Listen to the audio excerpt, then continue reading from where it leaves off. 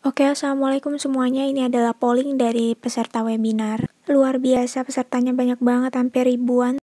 Banyak yang ngeluhin tentang stres dan kondisi dia di saat ini karena mental yang lagi kondisi pandemi kayak gini emang lagi nggak stabil banget, termasuk aku.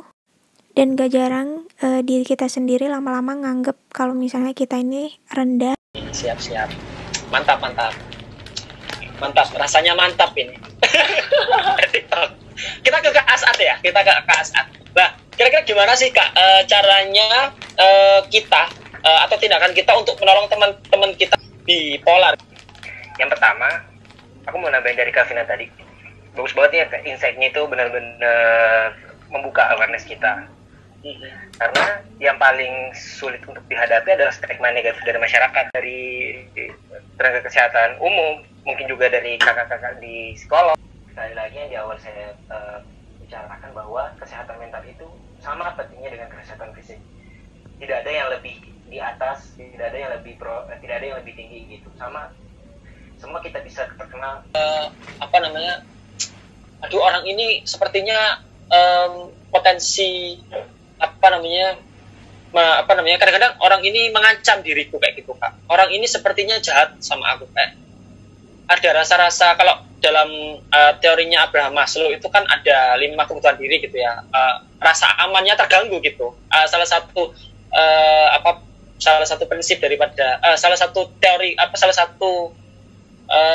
bagian dari teori itu rasa aman itu kemudian terganggu Kak Fafa. Lah, itu kalau menurut Kak Fafa bagaimana gitu mengatasi pikiran yang terlalu kemana-mana gitu?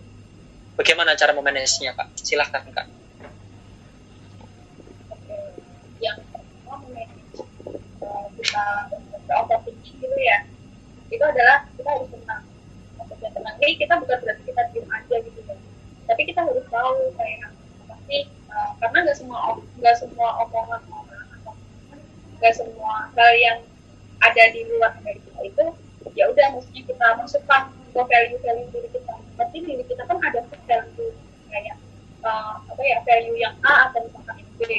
Misalkan orang lain itu mengejar kita kayak value yang B ini pas salah kayak mendengarkan omongan orang lain, karena nggak semua omongan itu harus kita terima.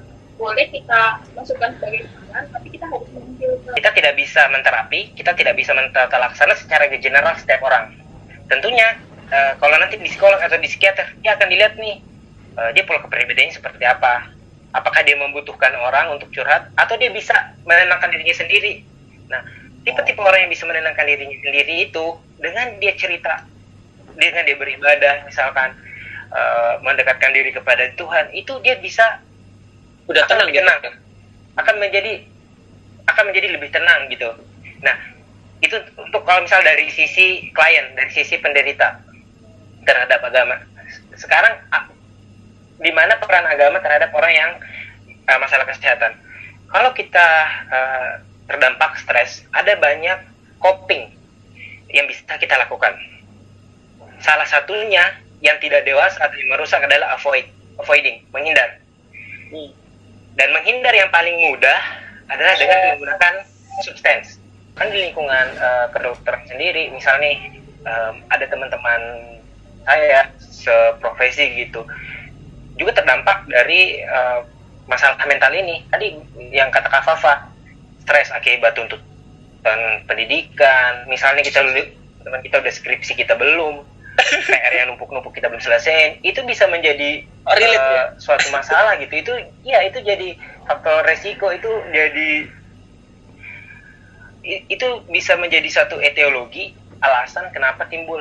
Nah, sekarang gimana sih cara kita untuk keluarga kita ngerti gitu, apa emang anak saya benar-benar kayak gini gitu ya.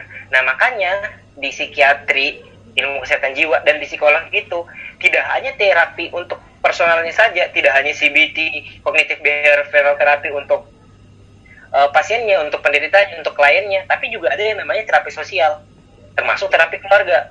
Keluarganya diedukasi. Tadi datang bareng-bareng ke psikolog. Senyawa-senyawa kimia di otak kita, organ yang ada di otak kita yang mengatur perasaan itu.